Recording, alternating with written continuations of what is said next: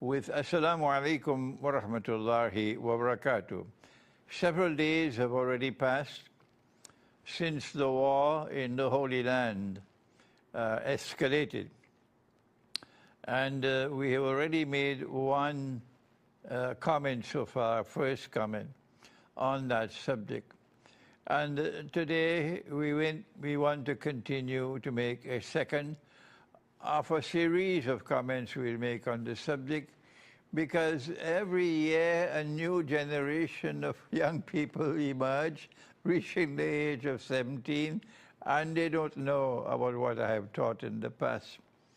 And so we have to keep on repeating and repeating, because people don't read books anymore. And our topic is the Quran, the Holy Land, and the Israelite people. The Holy Land, of course, is the land where the state of Israel is now located. And the Quran refers to that land as Al-Ardul Muqaddasa, the Holy Land. And so we prefer to remain with the name given to the land by Allah Himself, the Quran, in the Quran. And here is the verse where the word Holy Land occurs. It is in Surah Al-Ma'idah, the 5th surah of the Quran.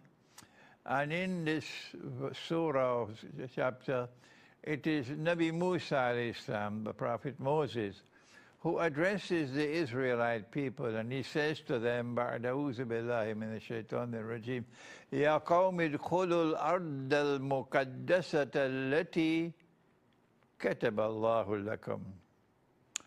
Let me repeat that. يَا قَوْمِ ادْخُلُوا الْأَرْضَ الْمُقَدَّسَةَ الَّتِي كَتَبَ اللَّهُ لَكُمْ. بَعْدَ أَعُوذُ بِاللَّهِ مِنَ الشَّيْطَانِ الرَّجِيمِ. O my people, he's addressing the Israelite people, Banu Israel. Come on and enter the Holy Land, which Allah has written for you.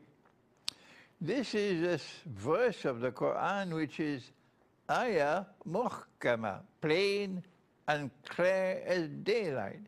No need for any interpretation. The Lord God has said, I have given this land to the Israelite people. Subsequent to the attempt to crucify the Messiah, Jesus, the son of the Virgin Mary, Allah's blessings be upon him, the Quran no longer uses the term Israelite people, Banu Israel, because the Quran says some of them believed in him and others rejected him. فَآمَنَتْ طَائِفَةٌ مِّن بَنِي إِسْرَائِيلَ وَكَفَرَتْ طَائِفَةٌ. Those who believed in the Messiah, and when they saw him crucified before their very eyes, they wept. The Quran refers to them as An-Nasara, a people who help Allah. An-Nasara, a people who help Allah, who say, نَحْنُ أَنصَارُ اللَّهِ, we are the people who will help the cause of Allah. And they are otherwise known as Christians, but the Quran calls them a people who help Allah. And then those who rejected him, the Quran now refers to them as al-Yahud, or the Jews. And these two people collectively are known as Ahlul Kitab. And so Moses is addressing his people, the Israelite people, and saying to them that Allah Most High has given this land, this holy land, to you. It belongs to you. So why is it that the state of Israel does not broadcast this 7 days a week, 24 hours a day? Why is it the New York Times and the Washington Post and the State Department, why don't they broadcast this verse of the Quran throughout the world? Why? What's wrong with them? Answer, they don't want that attention should ever be directed to the Book of Allah. They don't want that. They're scared of the Quran. They're scared of the Quran. They're scared of the Quran. And so now we bring the Quran to you. To whom does the land belong? Does it belong to the Jews? Or does it belong to the Christians? Or does it belong to the Muslims? Let us answer that question from the Quran. The Quran says the land was given to the Israelite people. The Quran also says that Allah has placed blessings in this land for all of mankind. For all of mankind. So now then, if the land was given to the Jews, was it given unconditionally? Was this a bestowal of land unto eternity? You can do what you want, you can study, you can believe in the Lord God, or you can be atheist, the land is still yours. You can be righteous in conduct, you can be wicked in conduct, you be an oppressor, the land is still yours. Is there anyone so foolish to accept that load of rubbish?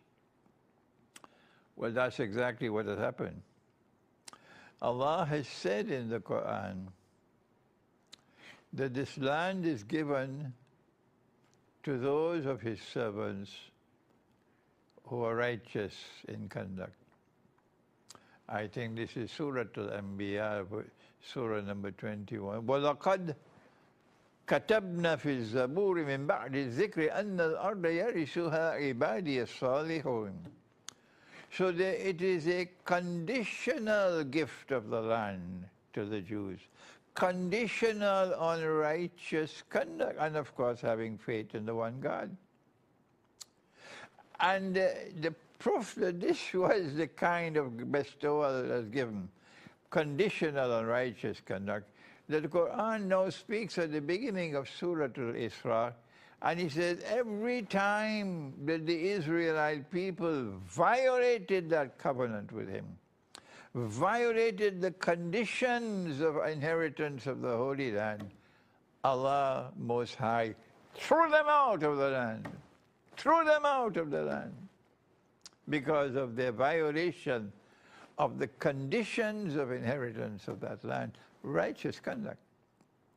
But the last time they were thrown out of the land, this is what the Quran said, that if you return with your sinful conduct, I will return with my punishment. This is the last word.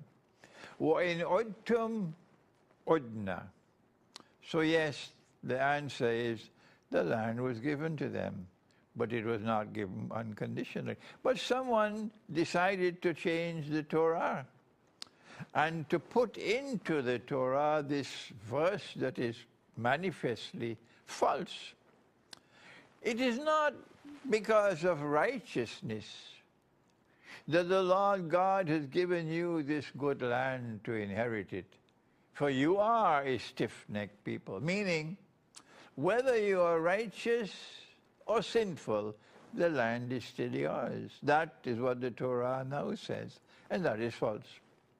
And so now we have a situation in which the Jews have returned to the Holy Land, have recovered it and reclaimed it as their own, and are engaged in monstrous oppression.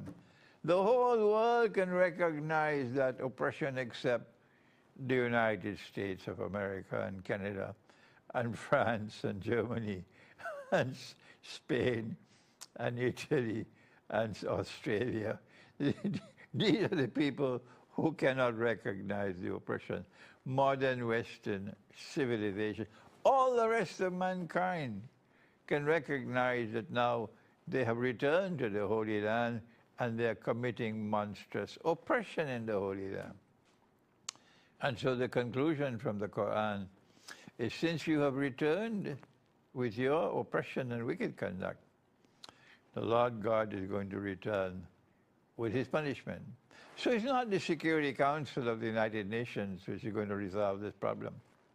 It's not Russia is going to be able to mediate between the Palestinians and Israel to solve this problem.